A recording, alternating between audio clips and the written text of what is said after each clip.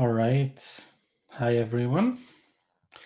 I can see there's around 60 of you already in the session. Welcome. I'm Gabor Hojci, and I'm going to talk about the Drupal 10 initiative. So when I gave the title of this session is the Drupal 10 initiative, here we go.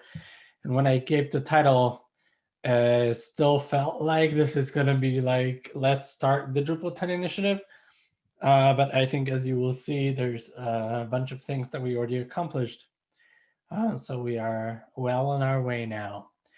I put a poll in the sidebar. So if you'd like to go and express which Drupal version are you primarily using, that would be interesting. I see the majority so far, 69% are using Drupal 8. So I guess I will have some good information for you. And also some of you are using Drupal 7 and even pre-Drupal 7. So that's exciting. All right, so let's get started here. I am Gabor Hojci. I work for Acquia at the Drupal acceleration team, is what it's called right now. And I'm an initiative coordinator for Drupal 10, which means that I help do these communication things, organize meetings, try to unblock issues, organize tasks, etc. And I'm not the primary person doing all the work. So there's a lot of people working on exciting things for Drupal 10, and I'm trying to help communicate and unblock the initiative. I was also an initiative coordinator for Drupal 9. So if that went successful, then I've had my little share in that as well. I'm a Drupal contributor since 2003, which is quite a while. It's 17 years. And I'm a Drupal core committer for the past 13 years. I started on being a core committer and release manager for Drupal 6. It was a lot of fun. And I'm a product manager now for Drupal core, and you can find me on Twitter as Gabor Hojci. And our topic today is Drupal 10, which is planned to be released in 2022, as soon as in 17 months. So that sounds a bit scary, maybe. It's very soon. I mean, most of you are on Drupal 8, and very few of you are on Drupal 9. And we're already talking about Drupal 10. And that's how it is. And we're going to talk about how that came about next. So our potential Drupal 10 release dates are, the planned release date is June 2022. There's a fallback release date in August 2022 and a final fallback in December 2022. Drupal 9 was basically the same. We had an ideal date in June and then a fallback in August and a fallback in December. We made our ideal release date in June, so we managed to do that and on June 3rd. But these are the same fallbacks for Drupal 10. Hopefully we'll make the earliest release date, but it's not a disaster if we don't make the earliest release date. How do we arrive on these release dates? So for those of you on Drupal 8, you are using Symfony 3 in Drupal 8. And Symfony 3, all the versions of Symfony 3 will be end of life in November 2021. So Drupal 8 will be end of life at the end of next year, November 2021. So because that's, Symfony 3.4 LTS, as Sergio mentions in chat. So because Symfony is not going to be supported anymore, Symfony 3 is not going to be supported anymore, we needed to release a version of Drupal that runs on a later version of Symfony, in our case, Symfony 4. And Symfony 3 to Symfony 4 is a major backwards compatibility break. So we need to make a new major version of Drupal as a result. So basically, this meant that we stopped Drupal 8 security and bug fix support when Symfony 3 stops their support. And so we stopped releasing, we release a long-term version support of Drupal 9 that lasts as long as possible. So 8.9 was released and gets long-term support until Symfony gets long-term support. And we need to release a new major version earlier, so you have time to update to Drupal 9. So 71% of you who are on Drupal 8 have still plenty of time, one more year, basically, to update to Drupal 9. So we released Drupal 9.0, and we keep releasing new features in 9.1, 9.2, 9.3, etc. And then comes our next major event, of one of our dependencies, Symfony 4, end of life, at the end of 2023. And CKEditor for end of life is actually also at the end of 2023. So two of our major dependencies are coming at their end of lives then. And we made the similar calculation. You need to get off of those things by the end of 2023. So consequently, we need to end Drupal 9 security and bug fix support at the end of 2023. And then we need to release a new major version of Drupal, Drupal 10, hopefully sooner than that, ideally middle of 2022. So we can work out all of the problems in Drupal 10 and give you plenty of time to plan with the update, to budget for the update, and to make the update happen. And then these Drupal 10 versions are projections, so I don't know exactly how long Drupal 10 is going to last. It's going to be a discussion point later in this session. But basically, Drupal 10 security and bug fix support would start when we release Drupal 10.0. So this is the timeline. This is why we plan to release Drupal 10 the middle of 2022 or sometime later in 2022. And then COVID happened. And even though we plan to end Drupal 7 security and bug fix support earlier, we've extended that as well to the end of 2022. And then vendor extended support will still be provided to Drupal 7 beyond that. So for the 17% of you on Drupal 7 is still alive. It still receives updates and bug fixes, and still has just got a new release out recently. So Drupal 7 is going to be supported until the end of 2022. So a very interesting thing that you can see here is Drupal 7 will be supported longer than Drupal 8. And Drupal 7 support will overlap with Drupal 10 support. So if you're on Drupal 7, I wouldn't necessarily suggest you to do so, but it will be possible to move from Drupal 7 to Drupal 10 directly, if that's the only way you can make it. So yeah, so that's our timeline. It's interesting. I wouldn't have expected this timeline to form a couple of years back, I must say. So this is our timeline, and that's when you can expect Drupal 10. So the next question is that still too soon that we're going to release Drupal 10 too soon? Because, okay, these are the rules. These are the external factors that sort of force us to release Drupal 10 now. But is it too soon anyway? And I don't think it's too soon. Why? It's because the Drupal 7 to Drupal 8 upgrade path, or migration rather, is not easy. It's definitely not easy. But we learned a lot from that process, and we built a lot of tools to make this update easier. So first of all, Matt Glaman at Centauro worked on the PHP Stan Drupal integration, which helps us find uses of deprecated APIs in your Drupal 8 code, so you can update it to Drupal 9. He built a command line tool on top of this called Drupal check.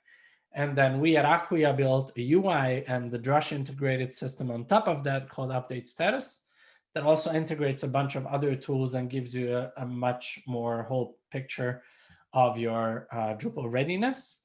So we have this automated tool that tells you about the readiness of your environment, tells you about which projects you're not using and should remove, which projects have ready updates on Drupal.org that you can update to, which projects have issues on Drupal.org that you should work with instead of trying to locally fix them, etc. So it helps you collaborate with maintainers on Drupal.org, update your projects, tells you about overall status of your projects on your site. So it's a tool that you can use on your Drupal 8 site for the 71% of you using Drupal 8. You install this tool on your site. You can use it from the UI or the command line, and it helps you move on to Drupal 9 gradually. Yeah, and makes it much easier than before. So this provides you with a bunch of suggestions on next step and what you should do. And then Pronovix built a tool that was picked up by Palantir called Drupal Rector, which automates fixes to your custom code and to Drupal.org code. So when update status tells you to fix this code, it also tells you when automations are available for those fixes. And then you can use automated fixing to fix the source code for Drupal 9 compatibility. So that's where Drupal Rector comes in. And we built a bot on top of this on Drupal.org called a project update bot that submits issues to projects with patches from Drupal Rector that fixes the project's source code for Drupal 9 compatibility. So it's not only that we provided tools for your sites, we've also provided automated tools and the bot for Drupal.org projects to keep projects up to date. So I believe that this current setup provides a lot better process support for updating from 8 to 9.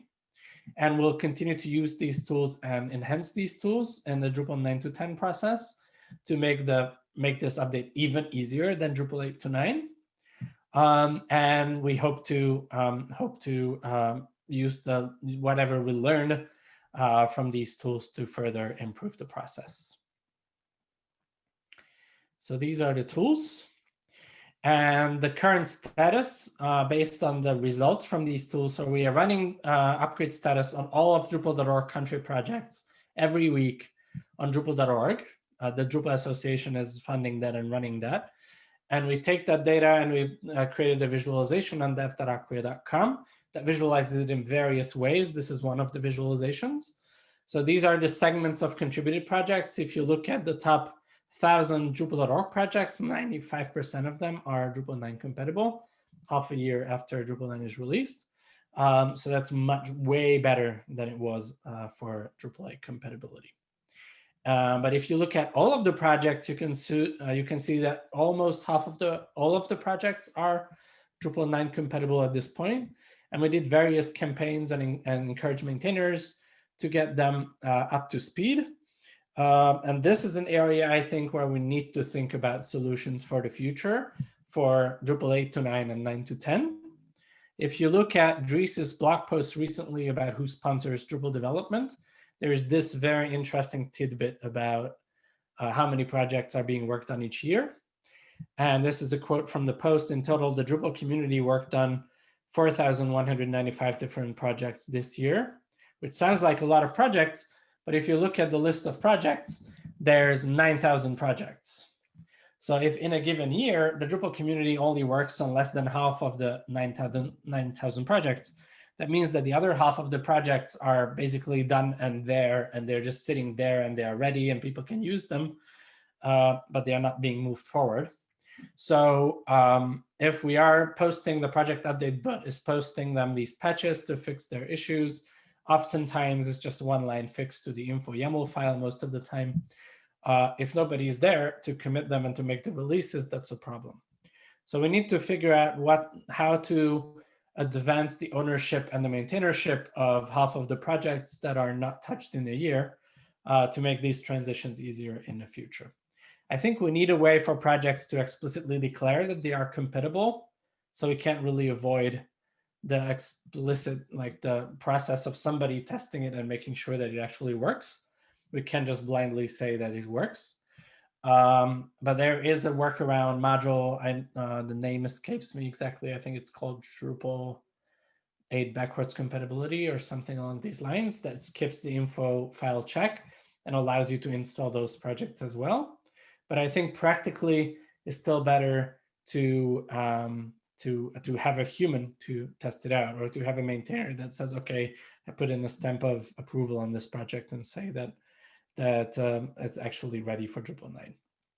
And the maintainers initiative has a proposal to have group maintainership for projects that are not changed so often, and then they could make these relatively small changes to those projects. So that's an interesting direction that we should discuss, but we need to figure out some kind of solution for this either way, because even if there's only a small change required, that somebody needs to make that small change. That said, I think because the Drupal 9 will be much shorter lived than Drupal 8 was, the number of changes that we can make in Drupal 9 will be consequently fewer. So I think by the rules of time and available time to make changes, I think there's going to be less difference between Drupal 9 to 10 than it was from Drupal 8 to 9, but this is a crystal ball prediction. We'll see how it goes. And the other thing that I mentioned is we will still provide Drupal 7 core migrations to Drupal 10 The Drupal 7 migrations to Drupal 9 are currently in core for core things. We haven't made a definite decision whether we're going to remove Drupal 7 migrations from Drupal 10. If we are going to remove them, it's going to be a last minute removal, so it will still be available in a country project. So you could still use that to migrate to Drupal 10. But that's an interesting dynamic resulting from the changes to support timelines. So let's talk about how we are building Drupal 10. And if you've experienced how Drupal 9 was built, Drupal 10 is built similarly within Drupal 9. So we are not having a separate Drupal 10 branch that we are going happy changing everything, but we are doing the changes in Drupal 9. And what does that mean is that all the things that we put into Drupal 9 will be part of Drupal 10. So the initiatives that Dries announced at DrupalCon Global, the new front-end theme, Olivero, got released as an experimental theme in 9.1 just last week, I think, yeah. It's hopefully going to go stable and be part of as a stable new theme in Drupal 10. And then Drupal 10, the only thing that Drupal 10 would do is to remove Bartik or to not make Bartik anymore the default theme. Likely is going to remove Bartik if all of the box initiative, which consists of making Claro stable, the new admin theme. And it would mean that the 7 admin theme is deprecated in Drupal 9, and the 7 admin theme would be removed in Drupal 10, ideally. And the other goals of Easy Out of the Box is to make media and layouts first-class citizens. So when you install Drupal standard, then it would enable media and layout builder, and it would use layout builder for standard pages and would use media for standard media. So that's sort of making those first-class citizens like views when your front page is a view and your node admin page is a view. Now media and layouts would be similarly first-class citizens in Drupal, and people would start building out with them. There's the decoupled menus initiative and automated updates. So all of the results from these initiatives will be part of Drupal 9 gradually, and then they will all together be part of Drupal 10. And the things that they are replacing in case of the new front-end theme and Claro, they would be removed from Drupal 10. So you would not see Bartik and 7th theme in Drupal 10 anymore. That's the plan. But their replacements are being added gradually in Drupal 9, so we can work out the problems with them. We can see their adoption. We can improve them even before Drupal 10 is released. So you get all of those values already in Drupal 9 gradually every 6 months without the need to wait for Drupal 10. And then the Drupal 10 initiative is all about the boring things about the platform itself. If you want to follow the highest level issue for Drupal 10, this is the issue 3118143, is the release Drupal 10 in 2022 issue. And that has children issues for system requirements and how we update dependencies, et cetera, et cetera. We're going to walk through the major things here. But it's basically about changes that we need to make to the platform. It's not primarily about features that we are building. Some of these changes will result in features and improvements, may result in performance improvements, may result in a bunch of other benefits, but that's not the primary goal of the Drupal 10 initiative. So the first thing of the Drupal 10 initiative that we already delivered in Drupal 9.1 is PHP 8 support. It was a wild ride, I should say. We updated all of Drupal core and worked heavily with dependencies to make their PHP 8 compatible releases available. And we made it last minute pretty much with the Laminas dependencies releasing a couple of days before we decided to make a new RC release of Drupal 9.1 so we can incorporate that as well. So its PHP 8 support is included in 9.1. This pertains to Drupal core. So contributed projects, if they are incompatible with PHP 8, some of them maybe, then they need to release updates as well. But they may just as well be compatible with PHP 8. The actual change that we're going to make in Drupal 10, so this support of PHP 8 we already delivered in Drupal 9. The actual change that we plan to make in Drupal 10 is to require to require PHP 8 for Drupal 10. And that's because shortly after Drupal 10 is released, PHP 7 will go unsupported by the PHP team. So we'll need to move on from PHP 7 because the PHP team will not support it anymore. So we plan to raise it to at least PHP 8.0. Based on the adoption, we'll see if it's possible to raise it even higher. So basically the changes that we make at the top, I list the things that we do in Drupal 9, and at the bottom, the final thing that we will only do in Drupal 10. The next up is Composer 2. We delivered this, even backported it to 8.9. So you can use it in 8, you can use it in 9, 9.1, etc. Here we updated the core Composer plugins and the packages, Drupal.org endpoint, and a bunch of other things.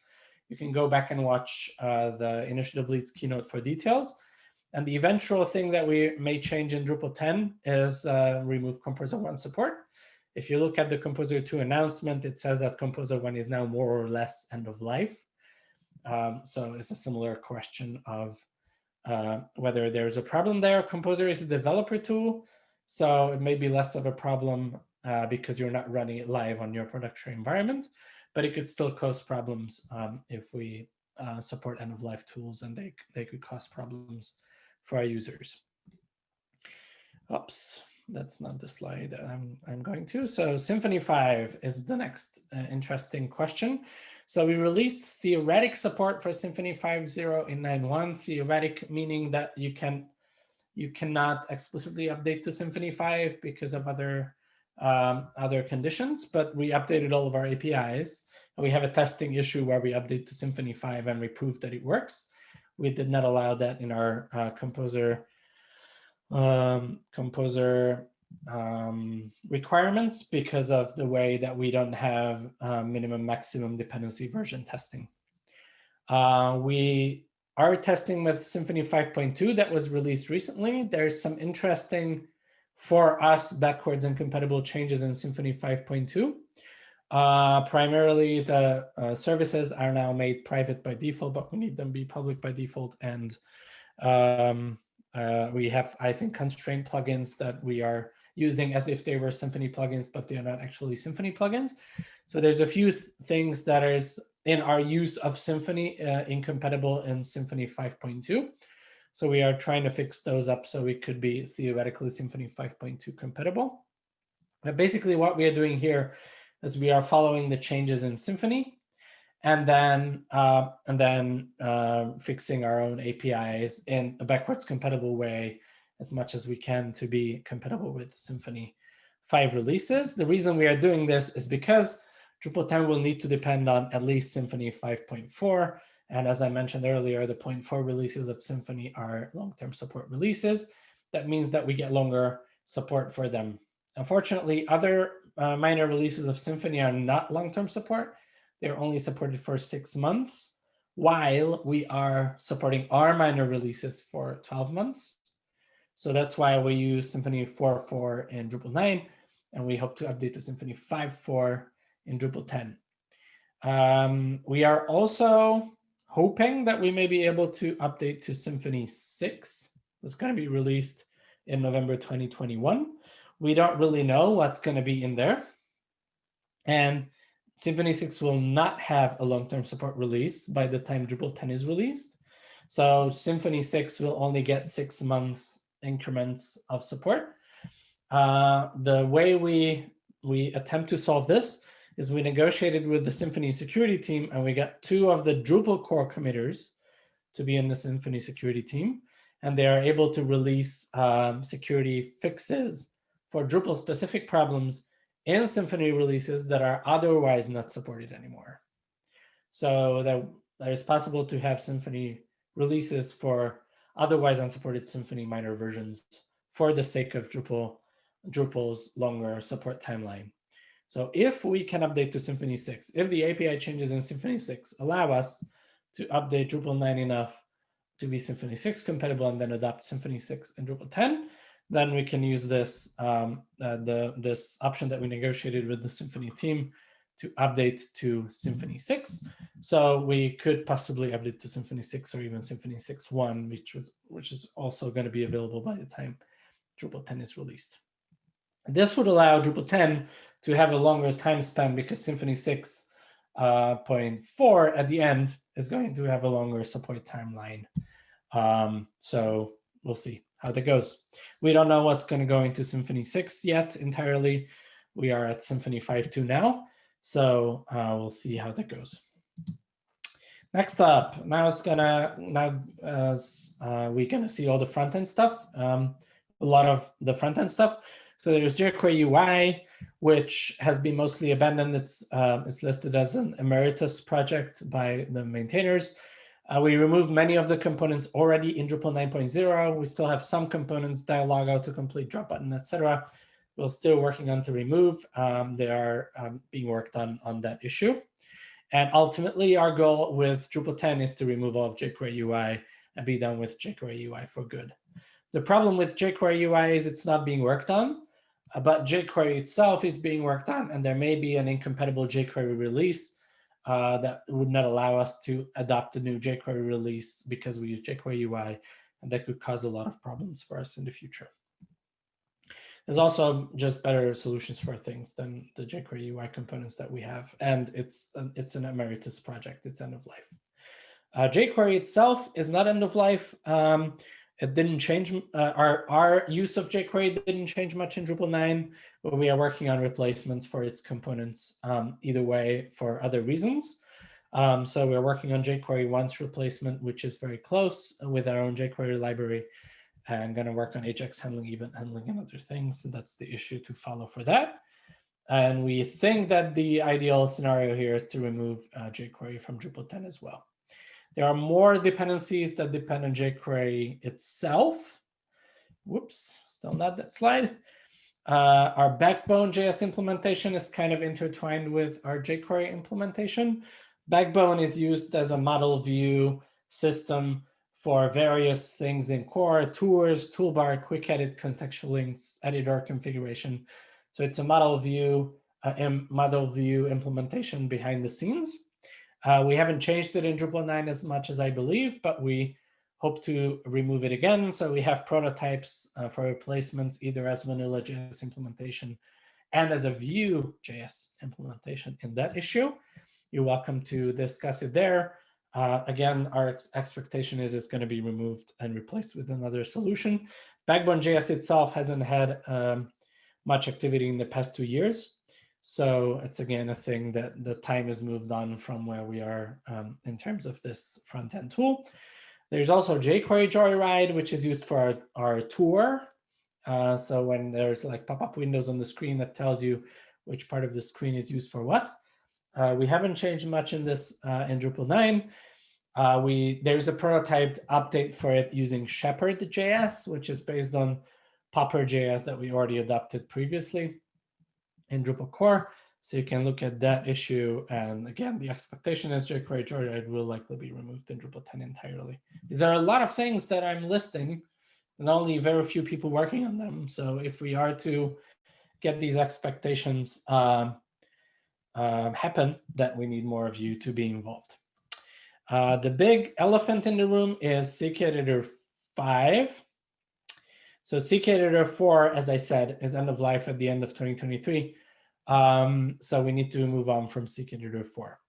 And CKEditor 5 is very similar. CKEditor 4 to CKEditor 5 is a very similar change to Drupal 7 to Drupal 8.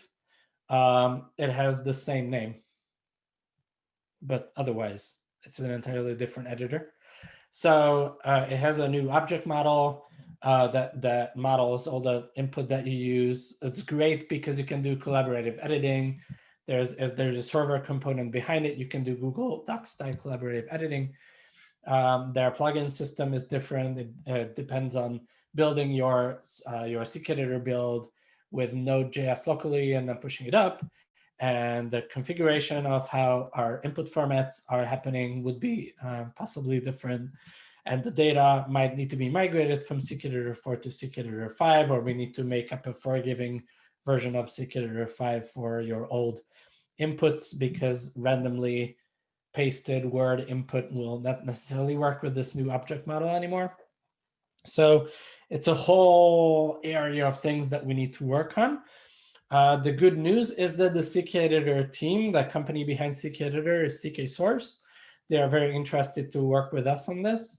They've been on a BOF earlier yesterday discussing this, and we've had meetings with them before. They have customers themselves on CKEditor 4 that need to move on to 5 and have very similar problems. In our case, we need to build a whole tool on top of CKEditor 5, so our problems are a little bit more general. It's not specific sites where you know the exact markup used, etc. But there's a lot of overlap of the needs of the CKEditor company and the Drupal community in general. But this needs a lot more work. There's a prototype module built on that issue 296.6864. And there's a Slack channel that we recently created, the CKEditor 5 on drupal.slack.com. And that's where you can join in this process. But we are still figuring out how to do exactly some of the harder parts of this, like how to do media previews, how does input format configuration interact with how the CKEditor module is configured, how is the plugins going to be loaded. CKEditor 5 team itself is figuring out how they can use plugin composition with Webpack DLLs, I believe. So yeah, it's an exciting area where it's a lot of moving parts, and we still need to figure this out. But the goal here is we put CKEditor 5 support in Drupal 9 ahead of Drupal 10, and we can work out the problem areas and fix it up. And Drupal 10 is going to remove CKEditor 4 and come with CKEditor 5 exclusively. We would still make CKEditor 4 available as a country project for people who need that, but move to CKEditor 5 in core. So that's CKEditor. And the other very interesting area where we are still exploring and discussing is Starter Kit, which we haven't made any moves on towards in Drupal 9. It would change the paradigm of theming and responsibility of Drupal themers. I've been on the buff about this earlier today, and John Albin made a very good remark about this. Is basically right now, Drupal core has a responsibility to provide you with a stable base theme that you have runtime inheritance from in your theme.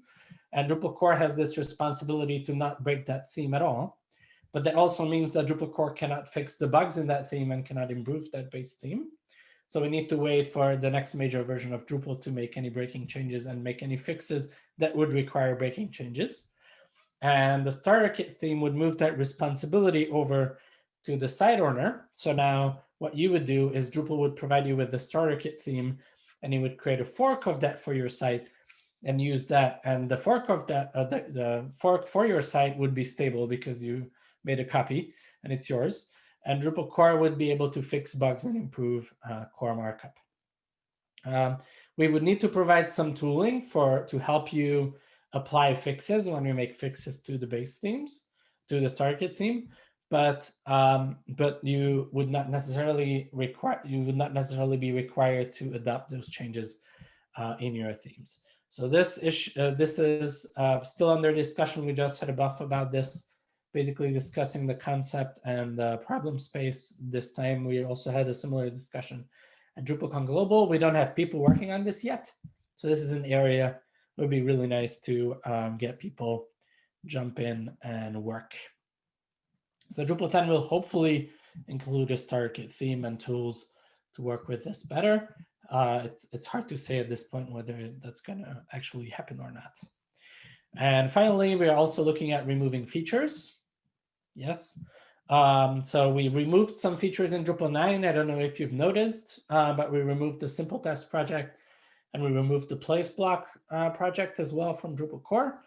And we plan to remove more things. So currently we are discussing to have a better official way to deprecate modules. And there's an issue for that, and explicitly to remove the aggregator module from Drupal core, which is funny because Dries in the Dries note was just mentioning how futuristic Drupal was to include the aggregator module back in the day. And now we're saying we're going to remove it. It doesn't have a maintainer. It's not used much, and it uses a third-party library, which has a release process that's incompatible and is problematic for us to work with. and it's not an ecosystem of projects that Contrib depends on that we would need to work with, like views or layout builder or other general purpose things. It's more of a one-off feature. So we have been just actively discussing it this week in the core committee team to remove that, and the consensus seems to be that we're going to remove it, and we're going to possibly remove more of these less used single purpose maintainer-less modules from Drupal core. So that's that discussion is on the last issue, 3158669.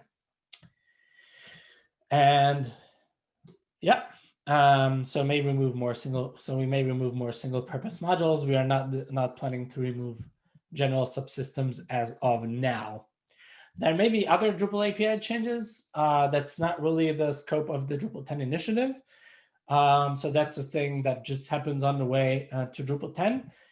Once again, the scope of the Drupal 10 initiative is to do these platform updates to keep Drupal up to date, secure, have dependencies that are still supported and relevant, and make the process of moving to Drupal 10 as seamless as possible. That's the scope of the Drupal 10 initiative. So if there are Drupal API changes, our scope is to make those API changes as seamless and as easy to adopt as possible. Our scope is not to make a lot of API changes. That's not the scope. All right. So the question is, how long do we have? And we are close to having taking the questions, by the way. So the final question is, how long do we have? So we hope to do backwards compatible changes in Drupal 9 up to 9.3, which alpha deadline is October 25, 2021, less than 1 year from now. Okay. So we want to add CKEditor 5 less than 1 year from now. We want to swap out jQuery UI. We want to swap out Backbone.js. We want to swap out Joyride. We want to do all of these things. We want to provide starter kit theme in less than 1 year. Okay, that's a lot of stuff for less than 1 year. The reason we want to do this less than 1 year is because we don't want to do any disruptive changes that people need to adopt in the last half year. We want to keep the last half year before Drupal 10's release for people to have time to adapt to these new changes. So after the 9.3 alpha deadline, we open a 9.4 branch and the 10 branch, and then we make all of the disruptive changes on the 10 branch, like removing CKEditor 4, removing jQuery, et cetera, all of these disruptive changes, removing the modules that we wanted to remove. That's only going to happen on the 10 branch. All of the preparations for that are going to happen on the 9 branch before. So the introduction of the new CKEditor, the introduction of the replacements for the jQuery, the Joyride, et cetera. That's all going to happen on the 9 branch, as much as we can make happen, right? So yeah, so that's how Drupal 10 comes together. And if you want to help create Drupal 10, we have meetings every other Monday at Drupal 10 Readiness channel on Drupal Slack. The next one is planned for December 21st. The last one was this Monday. We have a dedicated CKEditor 5 channel because that's one of the biggest front end nuts to crack, I guess. And there's contribution tomorrow that you're welcome to join on all of these things or most of these things. And this is the part where I'm going to take your questions. So let's see. So Micah asks if we should call it Drupal X. I don't know, marketing. I don't know. I don't think we, I don't know if that's better or worse. May or may not be confusing though. Alejandro also says we should call it Drupal X. Yeah, I don't know. It doesn't change the process. It may change how we market it at the end. Ilcho asks, how about Drupal 11 over time? So yeah, so depending on, so the only thing that we know so far is based on whether we can adopt Symfony 5 or Symfony 6. The potential lifetime of Drupal 10 will be set based on that and all the other dependencies that we have. There may be other dependencies that are end of life much sooner, and even if we adopt Symfony 6, we will not be able to have a longer term Drupal 10 lifetime. I don't know. But the only thing that we see so far, at least I see so far, is if we can adopt Symfony 6, then that could lengthen our timeline for Drupal 10. And then we need to look at our other dependencies, other major dependencies, what's going to happen there. A new development around the PHP unit dependency that kept causing us update problems in the past is that they started having longer term support for old PHP versions in PHP unit versions. So we'll not need to update PHP unit as aggressively as we did before. That's useful for us. That's been a lot of work for us to keep adopting new PHP unit versions. That was an area where we foresaw problems earlier. We'll see if there's any other dependencies that's going to cause us more work. So Ravi Shankar asks, Drupal is getting updated so fast without leaving space for the current versions. Why? Please explain. Yeah, so the reason we keep updating is because Drupal decided to not write our own code entirely anymore. Drupal decided that having Drupal as our own code base means that anybody who wants to use Drupal or develop for Drupal needs to learn all of Drupal, or at least the parts of Drupal that they want to develop with. And with Drupal 8, we decided that's a problem, and it's better if we write Drupal 8 on top of other well-proven systems, and we adopt systems from the PHP community that have been evolved recently, modern systems like Composer and PHP unit, instead of writing our own testing system and our own packages, package management, etc. And so that's a benefit because we don't need to write all of that code on our own. We don't need to maintain all of that code on our own. The drawback there is that those tools keep evolving and we need to keep moving forward with them. So the best we can do here is what we did with the Drupal 8 to 9 process, is to build tools and to build processes for our own changes to make them as seamless as possible. That's why we built the project update bot. That's why we built upgrade status, to help this transition be as smooth as possible for our users, and to give plenty of time between these versions when we define what the next version is going to be and when you are sort of forced to update to that version if you want to keep being on Drupal, to adopt that. So that's what we do to ease that transition. But we are in this process now where PHP itself is releasing new versions much faster now than they did before. And the whole PHP ecosystem is moving in a much faster pace than it did previously. And that's how it is right now. So Mo Schweitzman says that I think Drupal 10 readiness would be a more clear name. Otherwise, it sounds like new features are in scope. Yes, so the official name for the initiative is Drupal 10 readiness. Yeah. I don't know if that was actually I think that was my, yeah, even the title of my slides were not that. Okay, yeah, so the official name for the initiative is Drupal 10 readiness, yes. And the name for the Slack channel is Drupal 10 readiness. It's not the Drupal 10 initiative. That was misleading, sorry. Yeah, so all of the things that we are building features are not part of the Drupal 10 initiative. They are built into Drupal 9, and they are Drupal 9 initiatives, if you ask me. And the Drupal 10 initiative itself is about the platform. But that doesn't mean that all of those things will not be part of Drupal 10.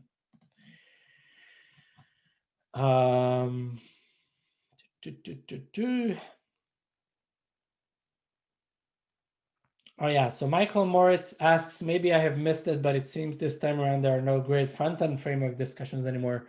Is the conclusion, by the way, of some menu initiative to keep out of it and support whatever comes along, one that in the long term mean no progress in the admin UI, for example? That's a great question. So there is still discussion on what would be great for the backend. As I hinted on it, the backbone replacement discussion includes a sample implementation for vanilla JS, which is pure JS, it's just JavaScript, and one prototype implementation using Vue.js. which is a front-end framework. But that discussion is still ongoing. So we don't really know. I don't really have a definite answer to this, whether we're gonna have this front-end framework discussion again, or we have this front-end framework discussion as part of some replacement or as part of a larger planning whole. The decoupled menus initiative is not focusing on one specific framework, definitely, because the front end of Drupal needs to support whatever framework the sites are being built. The back end of Drupal, that is somewhat of a different question, because having pluggable, having that be pluggable is possibly a lot of extra work, unless there's various alternate implementations that are great enough for that. All right, I think I'm out of time, at least on my clock. So I'm happy to answer more of the questions in line. Thanks all for attending, and have a great rest of your conference. See you tomorrow on Contribution Day, and see you later at D10 Readiness and CKEditor 5 and Drupal Slack.